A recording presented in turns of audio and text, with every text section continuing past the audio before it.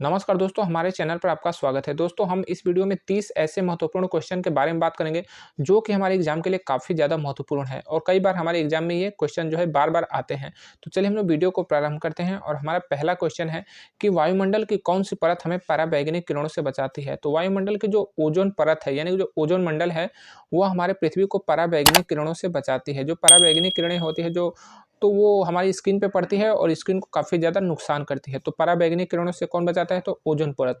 दोस्तों, ओज़ोन परत काफ़ी ज़्यादा जो है नुकसान हो रहा है, जो हमारी मोटर गाड़ियाँ चल रही हैं तो इनसे जो वायु प्रदूषण हो रहा है, तो इस वजह से जो है ओज़ोन परत का, ओज़ोन मंडल का काफ़ी ज़्यादा नुकसान हो रहा है। तो दोस्तों, हमारा अगला क्वेश्चन है कि भारत का लोकप्रिय सदन किसे कहते हैं? तो देखिए, भारत का लोकप्रिय सदन जो है वह कहा जाता है लोकसभा को। दोस्तों, हमारे भारत में जो संसद है, तो संसद के 3 अंग होते हैं। संसद के 3 अंग होते हैं कौन-कौन? तो लोकसभा, राज्यसभा और राष्ट्रपति, जबकि इसके 2 सदन होते हैं, लोकसभा और राज्यसभा। तो जो लोकसभा है उसे ही कहा जाता है अस्थायी सदन और इसे लोकप्रिय सदन कहा जाता है तथा इसे निम्न सदन कहा जाता है। जबकि जो राज्यसभा होता है इसे कहा जाता है अस्थायी सदन और इसे उच्च सदन कहा जाता है। राज्यसभा को कभी भंग नहीं किया जा सकता, जबकि लोकसभा को जो है भंग किया जा सकता है। तो लोकसभा को कहा जाता है लोकप्रिय सदन। अगला आपका क्वेश्चन है कि तेलंगाना राज्य की राजधानी कहाँ है? दोस्तों, जो तेलंगाना राज्य है वो भारत का सबसे, अभी कहा जाए तो, नया राज्य बना है और इसकी राजधानी जो है हैदराबाद। पहले हैदराबाद किस राज्य की राजधानी थी? तो आंध्र प्रदेश की राजधानी थी और अब आंध्र प्रदेश की राजधानी क्या है? तो वो है अमरावती। दोस्तों, कई बार हमने एग्जाम में, खासकर स्टेट एग्जाम में, जो क्वेश्चन पूछे जाते हैं कि किसी प्रदेश के, इस प्रदेश के जिला में कितने संख्या है, यानी कि इस प्रदेश में कितने जिले हैं। तो स्पेशली जो आप जिस भी स्टेट की तैयारी कर रहे हैं, जिस भी स्टेट लेवल के एग्जाम की तैयारी कर रहे हैं, तो उस स्टेट में कितने जिले हैं आप लोग क्लियर रखिएगा। तो हमारे चैनल पे जाएँगे तो बिल्कुल स्पष्ट और बिल्कुल सटीक आपको जानकारी मिलेगी, क्योंकि कई लोग जो है जिलों की संख्या सही नहीं बताते हैं और वो गलत संख्या दिए हैं। हमने यूट्यूब पे काफ़ी देखे हैं कि बहुत लोग गलत संख्या दिए हैं, तो आप लोग जो है हमारे चैनल पे जाएँगे तो आपको यहाँ पे बिल्कुल सही जानकारी दी है कि भारत में कुल कितने ज़िले हैं, उत्तर प्रदेश में कुल कितने ज़िले हैं, गुजरात में कितने ज़िले हैं, राजस्थान में कितने ज़िले हैं। तो दोस्तों, इसे आप लोग क्लियर कर लीजिएगा ताकि आपका 1 नंबर का क्वेश्चन ना फँसे और आपका स्टेट लेवल का एग्ज़ाम जो है क्लियर कायदे से हो जाए। दोस्तों, भारत में कुल कितने ज़िले हैं? तो भारत में कुल मिला के 771 ज़िले हैं। दोस्तों, बहुत से लोग कहते हैं कि 797, 797 ज़िले हैं, लेकिन ऐसा नहीं है। भारत में कुल मिला के 771 ज़िले हैं और अगर आप लोग हमारे चैनल पे जाएँगे तो पूरे स्टेट का जितने भी ज़िले हैं सबको टोटल करेंगे तो आपको 771 ही आएँगे और ये बिल्कुल मैंने 2024 में इसको काउंट किया है पूरा गूगल रिसर्च करके, तब जाके 771 ज़िले हुए हैं। और दोस्तों, अगर इसमें पीओके यानी कि पाक ऑक्युपाइड कश्मीर में जो भारत सरकार ने 2 ज़िलों को बनाया है, एक मुज़फ़्फ़राबाद और एक और भी एक ज़िला बनाया है, लेकिन वहाँ पे कोई प्रशासनिक इकाई भारत की नहीं है, तो इसीलिए उसको नहीं जोड़ा जाता है, तो 771 है। अगर आपका क्वेश्चन में पूछ दे कि भारत में कुल कितने ज़िले हैं और 771 की जगह 773 अगर आंसर दें, अगर आपको विकल्प मिले तो 773 भी सही कीजिएगा, क्योंकि 771 और प्लस 2 पीओके के जो द 2 ज़िले हैं तो उनको जोड़ के 773 हो जाएँगे। तो दोस्तों, अगला आपका क्वेश्चन है कि राष्ट्रीय रक्षा अकादमी यानी कि नेशनल डिफेंस अकेडमी कहाँ है? तो देखिए, एनडीए का फुल फॉर्म होता है नेशनल डिफेंस अकेडमी, जिसे राष्ट्रीय रक्षा अकादमी कहते हैं। ये जो है खड़कवासला, पुणे में है, ठीक है? ये पुणे के पास एक खड़कवासला नामक जगह है, वहीं पे ने एनडीए का जो है वो एनडीए का वहीं पे है अकादमी। और जो एनडीए है वो आप 12th अगर अपीयरिंग रहते हैं या फिर 12th क्वालीफाई कर लिए होते हैं, तो आप जो है नेशनल डिफेंस अकेडमी का एग्ज़ाम होता है उसे दे सकते हैं, उसमें आप भाग ले सकते हैं और अगर आप उसे क्लियर करते हैं तो आपको नेशनल डिफेंस अकेडमी जो है पुणे में भेजा जाता है। और पुणे कहाँ है? तो ये महाराष्ट्र में है, ठीक है? और अगर आप लोग नेशनल डिफेंस अकेडमी को जो है जॉइन कर लेते हैं, तो अगर आपका सिलेक्शन आर्मी में होता है तो आपको डायरेक्ट लेफ्टिनेंट बनाया जाएगा और अगर आपका सिलेक्शन जो है एयरफोर्स में होता है तो आपको डायरेक्ट फ्लाइंग अफसर बनाया जाएगा और अगर आपका सिलेक्शन जो है एनए यानी कि नवल अकेडमी यानी कि नौसेना में होता है, तो आपको डायरेक्ट जो बनाया जाएगा सब लेफ्टिनेंट, ठीक है? तो ये एनडीए के थ्रू होता है। सीडीएस के थ्रू भी आप लोग जो है ये पद को प्राप्त कर सकते हैं, लेकिन सीडीएस जो है वो ग्रेजुएट लेवल का एग्ज़ाम है। अगला आपका क्वेश्चन है कि भारत के जलीय सीमा में कुल कितने देश लगे हैं? यानी कि भारत जो है अपनी जलीय सीमा कितने देशों के साथ साझा करता है? तो वह 3+4। देखिए दोस्तों, कुल 7 कंट्री है, लेकिन मैंने 3+4 क्यों कहा है? क्योंकि देखिए 3 जो कंट्री हैं वो भारत के स्थलीय और जलीय दोनों रूप से लगे हुए हैं। जैसे कि जो आपका पाकिस्तान हो गया, बांग्लादेश और म्यांमार हो गए, तो इसके साथ भारत अपनी सीमा स्थलीय और जलीय दोनों साझा करता है। जबकि 4 ऐसे देश हैं जिसके साथ भारत अपनी केवल जलीय सीमा साझा करता है और वो 4 देश कौन-कौन से हैं? तो वह 4 देश हैं मालदीव, श्रीलंका, इंडोनेशिया और थाईलैंड। इन चारों देशों के साथ भारत की स्थलीय सीमा नहीं लगी है, केवल जलीय सीमा लगी है। तो भारत के के जलीय सीमा में कुल कितने देश लगे हैं, तो वह है 7। अगला आपका क्वेश्चन है कि लोहा का रासायनिक नाम क्या है, तो लोहा का रासायनिक नाम जो है वो है फेरियम, ठीक है। लोहा यानी कि आयरन का रासायनिक नाम क्या है, फेरियम। और फेरियम का परमाणु क्रमांक क्या होता है, तो होता है 26। और फेरियम का जो है जो संकेत क्या है, तो वो है Fe, ठीक है, वो Fe26। नेक्स्ट है कि राष्ट्रबंधु की उपाधि किसे प्राप्त है, तो राष्ट्रबंधु की उपाधि जो है राजीव दीक्षित को प्राप्त है। दोस्तों आप लोग जो है किसे कौन सा उपाधि प्राप्त है, यानी कि महापुरुषों के उपनाम को जो है अपना क्लियर कर लीजिएगा, इसको कायदे से पढ़ लीजिएगा, क्योंकि 1 नंबर के क्वेश्चन आते हैं और 1 नंबर का क्वेश्चन जो है आपको मिस नहीं होना चाहिए, आप लोग इसे पढ़ लीजिएगा। तो राष्ट्रबंधु की उपाधि किसे प्राप्त है, राजीव दीक्षित के। राजीव दीक्षित का जन्म कहाँ हुआ था, राजीव दीक्षित का जन्म जो है उत्तर प्रदेश के अलीगढ़ जिला में हुआ था। और इनकी मृत्यु कहाँ हुई, तो इनकी मृत्यु जो है वो छत्तीसगढ़ के भिलाई नामक जो है जगह है, वहीं पर इनकी मृत्यु हो गई। दोस्तों बहुत ही बेहतरीन आदमी थे, इनका यूट्यूब पे स्पीच है, आप लोग इनकी स्पीच को सुनिएगा, काफ़ी राष्ट्रभक्ति से भरी हुई इनकी स्पीच है। बहुत ही बेहतरीन व्यक्ति थे, अगर ये जिंदा होते, जीवित होते, तो आज जो है भारत फिर से सोने की चिड़िया बन गया होता। दोस्तों हमारा अगला क्वेश्चन है कि पृथ्वी पर गुरुत्वाकर्षण बल का मान कितना होता है। पृथ्वी पर गुरुत्वाकर्षण बल का मान होता है 9.8 मीटर प्रति सेकंड स्क्वायर, ठीक है। 9.8 मीटर प्रति सेकंड स्क्वायर जो पृथ्वी पर गुरुत्वाकर्षण बल का मान होता है। और हमारा अगला क्वेश्चन है कि एनडीए का फुल फॉर्म क्या होता है। दोस्तों एनडीए अभी मैंने जो आपको बताया कि नेशनल डिफेंस एकेडमी, तो इसका फुल फॉर्म होता है नेशनल डिफेंस एकेडमी, ठीक है। दोस्तों एनडीए का एक और फुल फॉर्म होता है नेशनल डेमोक्रेटिक अलायंस, ठीक है, नेशनल डेमोक्रेटिक अलायंस। ये स्पेशली जो है बीजेपी का एक गठबंधन कर सकते हैं, ठीक है। नेशनल राष्ट्रीय जनतांत्रिक गठबंधन इसे कहा जाता है, राष्ट्रीय जनतांत्रिक गठबंधन, जिसे राजग भी कहा जाता है, राजग। और ये जितने भी बीजेपी के साथ जो पार्टी होती है, तो वो उनका जो गठबंधन होता है, तो वो एनडीए कहलाता है, ठीक है। एनडीए की स्थापना कब हुई थी, तो ये 1998 में एनडीए की स्थापना हुई थी, ठीक है। तो दोस्तों अगर आप लोग जो अपने एग्जाम को क्लियर करना चाहते हैं, तो उसमें फुल फॉर्म को भी बिल्कुल क्लियर कर लीजिएगा, जिसमें कि आपका फुल फॉर्म आता है बीडीसी का फुल फॉर्म बताइए, जबकि बहुत से लोगों को बीडीसी का फुल फॉर्म पता ही नहीं होता है। हर बार वो चुनाव में जो है भाग लेते हैं, चुनाव वोट करते हैं, लेकिन बीडीसी को भी वोट करते हैं, लेकिन उनको नहीं पता है कि बीडीसी का फुल फॉर्म क्या होता है, एमएलसी का फुल फॉर्म क्या होता है, यूपीए का फुल फॉर्म क्या होता है, इंडिया का फुल फॉर्म क्या होता है, डीएमके का फुल फॉर्म। तो आप लोग जो है अपना फुल फॉर्म क्लियर रखिएगा, ताकि आपका 1 नंबर का क्वेश्चन जो है वो बिल्कुल ना फंसे। अगला आपका क्वेश्चन है कि कारगिल भारत के किस राज्य में है। तो दोस्तों कारगिल जो जिला है, कारगिल नामक जो जगह है, वह भारत का जो है लद्दाख नामक जिला में लद्दाख नामक राज्य में है। दोस्तों इसको लद्दाख को जो है केंद्र शासित प्रदेश बनाया गया है। तो ये लद्दाख नामक केंद्र शासित प्रदेश में ही कारगिल और लेह 2 जिले हैं, ठीक है। लद्दाख में केवल 2 ही जिले हैं, एक है लेह और दूसरा है कारगिल। दोस्तों कारगिल क्यों प्रसिद्ध है, तो कारगिल नामक जगह पे ही 1999 में पाकिस्तान ने भारत पे अटैक किया था, जिसमें पाकिस्तान को काफ़ी जो है भारी कीमत चुकानी पड़ी थी और पाकिस्तान को हार हुई थी। तो वो युद्ध कहाँ हुआ था, वो कारगिल नामक जगह पे ही हुआ था। दोस्तों हमारा अगला क्वेश्चन है कि श्री राम मंदिर के वास्तुकार कौन है। दोस्तों जो श्री राम मंदिर के वास्तुकार है, यानी कि श्री राम मंदिर के निर्माण कर्ता कौन है, श्री राम मंदिर का डिजाइन किसने तैयार किया, तो वह जो है उनका नाम है चंद्रकांत सोमपुरा, ठीक है। श्री राम मंदिर के वास्तुकार हैं जो है चंद्रकांत सोमपुरा, और ये कहाँ के हैं, तो ये गुजरात राज्य के हैं। तो दोस्तों राम मंदिर से भी आपके क्वेश्चन आ सकते हैं, कई बार क्वेश्चन पूछे जा रहे हैं हमारे एग्जाम में, तो आप इसे क्लियर रखिएगा, और ये कई बार एग्जाम में क्वेश्चन आ गए हैं। दोस्तों अगला हमारा क्वेश्चन है कि उल्टा नाम जपत हरिनामा वाल्मीकि भय ब्रह्म समाना, इसमें हरि शब्द का पर्यायवाची क्या है। दोस्तों ये पर्यायवाची पूछा है। दोस्तों पहले हमारे हिंदी के क्वेश्चन डायरेक्टली पूछ दिए जाते थे कि सूर्य का पर्यायवाची क्या है, चंद्रमा का पर्यायवाची क्या है, अंधेरे का विलोम क्या है, तो इस तरह से क्वेश्चन आते थे। लेकिन अब जो है डायरेक्टली क्वेश्चन नहीं पूछे जा रहे हैं, इनडायरेक्टली क्वेश्चन पूछे जा रहे हैं। इससे हमारा जो है रामचरितमानस का ये चौपाई है, और रामचरितमानस की चौपाई से हमें जो है हमारा व्यक्तित्व विकास भी होता है, और इसका अच्छा संदेश भी हमारे अंदर जाता है। तो इसीलिए जो है रामचरितमानस चौपाई दे दिए जा रहे हैं, उनमें से शब्दों को पूछा जा रहा है। तो ये जो क्वेश्चन है इसमें पूछा है कि हरि शब्द का पर्यायवाची क्या है, तो पर्यायवाची आप लोग पता होगा कि समानार्थी शब्द, तो हरि शब्द का जो पर्यायवाची होता है वो होता है भगवान, ठीक है। हरि का समानार्थी शब्द भगवान होता है। तो उल्टा नाम जपत हरिनाम वाल्मीकि भय ब्रह्म समाना। दोस्तों कहा गया है ना कि अगर व्यक्ति जो है किसी भी कार्य को करने लगे, अगर मान लीजिए आप मैथ में कमजोर है, आप लोग जो है हिंदी में कमजोर है, तो अगर उसको बार बार पढ़ेंगे, आप लोग जो है भूगोल में कमजोर है, इतिहास में कमजोर है, बार बार उसे पढ़ेंगे, तो आप जो है उसे बिल्कुल जो है कंठस्थ कर लेंगे। तो वहीं इसमें कहा गया है कि उल्टा नाम जपत हरिनामा, यानी कि जब वाल्मीकि जिन्हें हरिनाम जपना स्टार्ट किया, तो वो उल्टा जप रहे थे, लेकिन धीरे धीरे उसे सही जपने लगे, और वो बहुत ही बड़े ज्ञानी हो गए, ठीक है। और उन्होंने रामायण की रचना कर डाली। तो इसीलिए कहा जाता है कि अभ्यास करना चाहिए, अभ्यास से कोई भी व्यक्ति जो है ज्ञान की प्राप्ति कर सकता है। अगला आपका क्वेश्चन है कि बीएसएफ का आदर्श वाक्य क्या है। दोस्तों बीएसएफ का मतलब होता है बॉर्डर सिक्योरिटी फोर्स, यानी कि सीमा सुरक्षा बल का आदर्श वाक्य क्या है। तो देखिए सीमा सुरक्षा बल का आदर्श वाक्य है जीवन पर्यंत कर्तव्य। जी हाँ दोस्तों, लाइफ टाइम जो है ड्यूटी, जीवन पर्यंत जो है ये कर्तव्य जो बीएसएफ का जो है आदर्श वाक्य है और बीएसएफ का हेडक्वार्टर का है। तो देखिए दोस्तों, जितने भी आपके मिलिट्री हो या फिर पैरामिलिट्री हो या फिर सीएफएफ हो, इनका हेडक्वार्टर मैक्सिमम का हेडक्वार्टर का है तो वह है नई दिल्ली। तो मान लीजिए बीएसएफ का हेडक्वार्टर तो नई दिल्ली है। अगर आपसे क्वेश्चन पूछ दे कि असम राइफल्स का हेडक्वार्टर का है, तो असम राइफल का हेडक्वार्टर जो है वह नई दिल्ली नहीं है, ठीक है।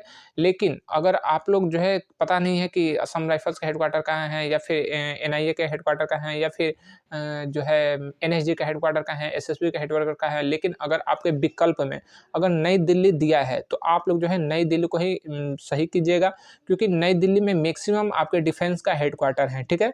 तो आप लोग जो है हेडक्वार्टर हमारे चैनल पे जाएंगे तो ये जो सेनाओं के आदर्श वाक्य हैं वो भी क्लियर हो जाएंगे, आपको सेनाओं के आदर्श वाक्य के भी वीडियो मिलेंगे और साथ ही साथ इनका हेडक्वार्टर कहाँ है ये भी आपको पता चल जाएगा।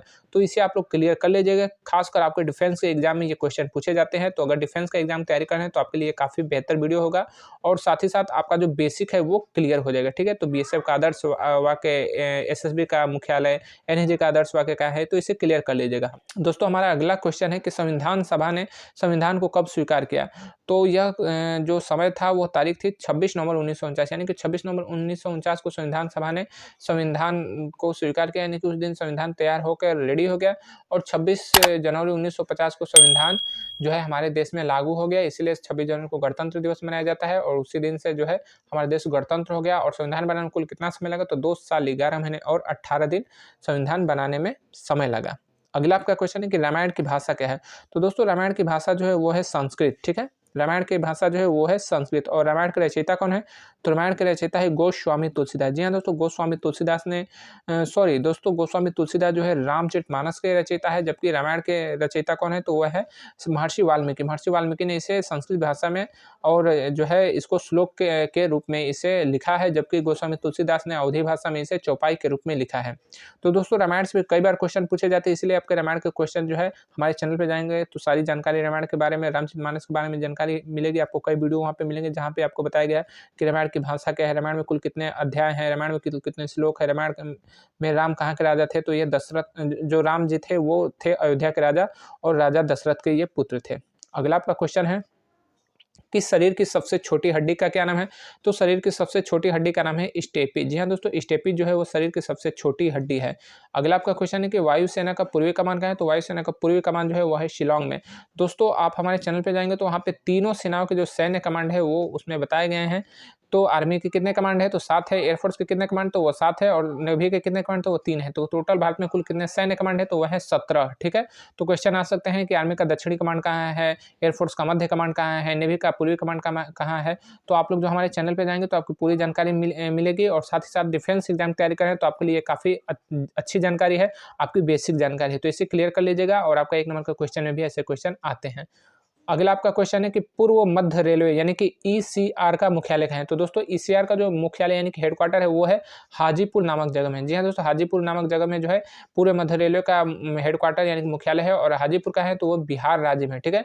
बिहार राज्य का जो वैशाली नामक जिला है तो वहीं पे हाजीपुर नामक शहर है और हाजीपुर में ही इसका हेडक्वार्टर है, ठीक है। दोस्तों ईसीआर के कुल कितने, देखिए ईसीआर जो है वो है जोन, ठीक है। ईसीआर क्या है, ईसीआर जो है जोन है, ठीक है। और इसके कितने डिवीजन है, तो ईसीआर के 5 डिवीजन है, कुल 5 डिवीजन है। कौन कौन से, तो हाजीपुर है, समस्तीपुर है, दानापुर, डीडी में यानी कि जो पंडित दीनदयाल नगर जो है ये एक उसका हेडक्वार्टर है जिसका पुराना नाम मुगलसराय है।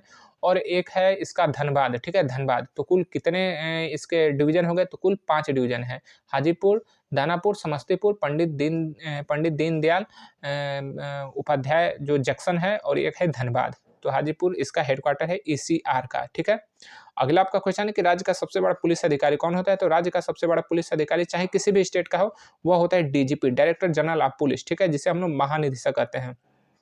तो दोस्तों हमारे चैनल पे आपको पुलिस से रिलेटेड बहुत ही बेहतरीन और बिल्कुल यूनिक वीडियो मिलेंगे। आप लोग जो है अगर पुलिस की तैयारी करते हैं तो आप लोग इस वीडियो को पूरा ज़रूर देखिएगा। हमारे चैनल पे जाएँगे तो पूरा एक इसका अलग से प्लेलिस्ट है, उसे देख लीजिएगा, ताकि आपका जो बेसिक है पुलिस के लेकर उससे क्लियर हो जाए। और स्पेशली मैंने उत्तर प्रदेश पुलिस पे वीडियो बनाए हैं, तो आप लोग उत्तर प्रदेश पुलिस की तैयारी करते हैं तो आपके लिए ये वीडियो काफ़ी ज़्यादा बेहद ज्ञानवर्धक है, आप लोग उसे देख लीजिएगा। ठीक है, अगला हमारा क्वेश्चन है कि कलम आज उनकी जय बोल इस कविता के लेखक कौन है? तो दोस्तों कलम आज उनकी जय बोल कविता के लेखक है रामधारी सिंह दिनकर। रामधारी सिंह दिनकर जो है वो कलम आज उनकी जय बोल कविता के लेखक हैं। और जो कलम आज उनकी जय बोल है इसमें वीर रस की काफ़ी ज़्यादा जो है अनुभूति दी गई है, क्योंकि जो रामधारी सिंह दिनकर हैं इनको राष्ट्र कवि भी कहा जाता है, क्योंकि इनके कविताओं में वीर रस काफ़ी ज़्यादा जो है समागम होता है और इनकी कविताएं जो है देश प्रेम की भावना से हमें ओत-पोत कर देती है, इतनी बेहतरीन इनकी कविताएँ होती हैं। तो रामधारी सिंह दिनकर जो है कलम आज उनकी जय बोल के लेखक हैं। और दोस्तों आप अपना जो है पुस्तक और उनके लेखक को बिल्कुल क्लियर कर लीजिएगा, ताकि आपका जो 1 नंबर का क्वेश्चन बिल्कुल भी ना फँसे, क्योंकि 1 नंबर के क्वेश्चन में जो है पुस्तक और उनके लेखक में पूछ देता है कि रामायण के रचयिता कौन है, अजातशत्रु के लेखक कौन है, पंचतंत्र के लेखक कौन है, तो इसे आप लोग क्लियर कर लीजिएगा। अगला आपका क्वेश्चन है कि हिंदी कैलेंडर का अंतिम महीना कौन-सा होता है? तो दोस्तों जो हिंदी कैलेंडर होता है उसका अंतिम महीना होता है फाल्गुन महीना। जी हाँ दोस्तों, हिंदी कैलेंडर में कुल कितने महीने होते हैं? तो 12 महीने होते हैं। प्रथम महीना इसका चैत्र होता है, द्वितीय बैसाख होता है। तो चैत्र, बैसाख, ज्येष्ठ, आषाढ़ और ये उस चैत्र, बैसाख, ज्येष्ठ, आषाढ़ और सबसे अंतिम महीना होता है वो है फाल्गुन महीना। जबकि इसका प्रारंभिक महीना कौन-सा होता है? तो होता है चैत्र मास। ठीक है? तो जिस तरह से अंग्रेजी कैलेंडर में 12 महीने होते हैं, ठीक उसी तरह से हिंदी कैलेंडर में भी 12 महीने होते हैं। दोस्तों ये कई बार क्वेश्चन पूछ देता है एग्ज़ाम में और हमारे दोस्तों को ये पता नहीं होता, क्योंकि उनको सारी जो जानकारी है वो इंग्लिश कैलेंडर के बारे में है। लेकिन हमें अपने हिंदी कैलेंडर को भी जानकारी रखना चाहिए। अभी उसका महत्व तो भले ही कम हो गया है, लेकिन उसकी जो सटीक उसमें जानकारी है, तो वो उतनी सटीक जानकारी आपको इंग्लिश कैलेंडर में भी नहीं मिल पाती है। और इंग्लिश कैलेंडर जो है हिंदी कैलेंडर को ही देखकर बनाए जाते हैं। तो हिंदी कैलेंडर का अंतिम महीना कौन-सा है? फाल्गुन है और प्रथम महीना चैत्र है। दोस्तों अगला हमारा क्वेश्चन है कि बिहार में गाँव का प्रथम नागरिक किसे कहते हैं? तो दोस्तों ये आपका नागरिक शास्त्र से या फिर कह सकते हैं कि राजनीति विज्ञान से क्वेश्चन है कि प्रथम नागरिक किसे कहते हैं बिहार में गाँव का? तो बिहार में गाँव का प्रथम नागरिक मुखिया कहलाता है, ठीक है? और वहीं उत्तर प्रदेश में गाँव का प्रथम नागरिक किसे कहते हैं? तो ये प्रधान कहलाता है। जबकि वहीं अगर बात की जाए कि हरियाणा में प्रथम नागरिक, हरियाणा में या फिर राजस्थान में या फिर आपका गुजरात में, महाराष्ट्र में, तो गाँव का प्रथम नागरिक सरपंच कहलाता है। और बिहार में और झारखंड में प्रथम नागरिक गाँव का मुखिया कहलाता है। दोस्तों बिहार ऐसा राज्य है जहाँ पे मुखिया भी होता है, सरपंच भी होता है, लेकिन इनमें दोनों में बहुत अंतर होता है।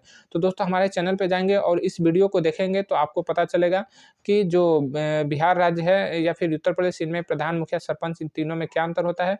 और आपका जो है जो बेसिक नॉलेज है आपका त्रिस्तरीय जो चुनाव होती है हमारे देश में, तो उसका जो है बेसिक नॉलेज आपका काफ़ी अच्छा हो जाएगा। आप लोग इस वीडियो को ज़रूर देखिएगा, ताकि आपका राजनीति विज्ञान भी स्पष्ट हो जाए।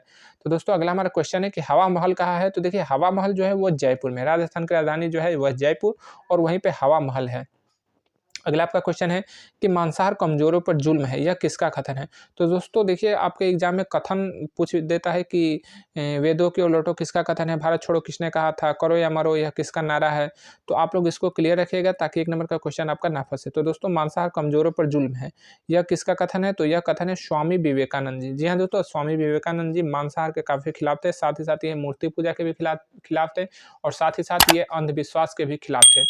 जो है ये स्वामी विवेकानंद के गुरुजी का नाम था जो है स्वामी दयानंद सरस्वती, और वो आर्य समाज के संस्थापक थे।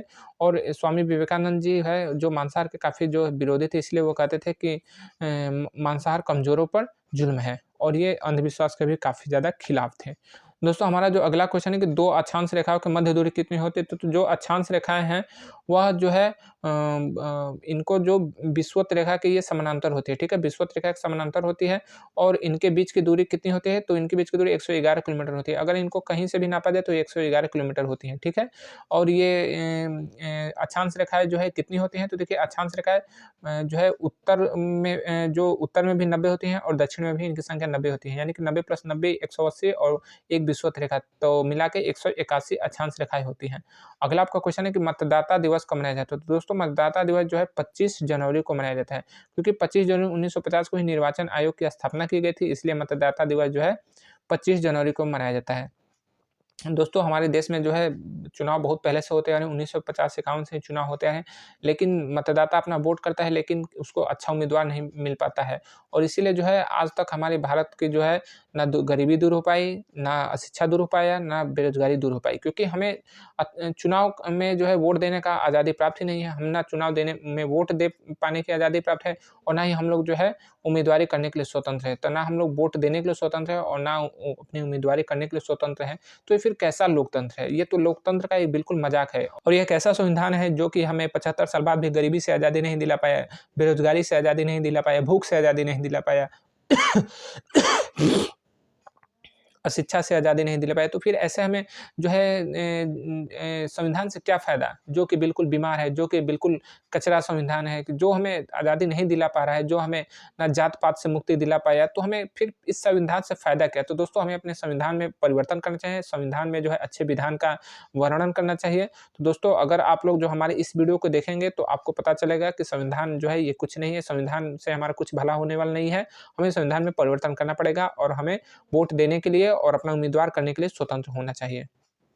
दोस्तों हमारा अगला क्वेश्चन है कि नौसेना का सब लेफ्टिनेंट थल सेना के किस अधिकारी के समकक्ष होता है? तो जो नेवी का सब लेफ्टिनेंट होता है वो थल सेना यानी कि आर्मी के लेफ्टिनेंट के बराबर होता है।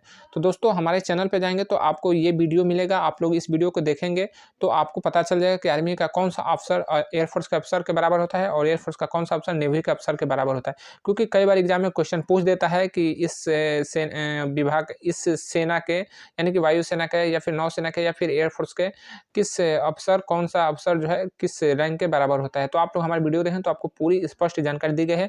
तो आप डिफेंस के लिए अगर तैयारी करते हैं तो आपके लिए बिल्कुल ही महत्वपूर्ण वीडियो होगा। आप लोग इसे हमारे चैनल पे जाके देखिएगा ताकि आपका बेसिक भी क्लियर हो जाए और आपका जो 1 नंबर का क्वेश्चन है वो बिल्कुल ना फँसे। दोस्तों आपका जो कुल 30 क्वेश्चन थे वो क्लियर हो गए। आपका एक 31वां क्वेश्चन है कि भारत में कुल कितने सांसद हैं? तो भारत में कुल कितने सांसद हैं हमें कमेंट में ज़रूर बताइएगा। मिलेंगे अगले वीडियो में, तब तक के लिए जय हिंद।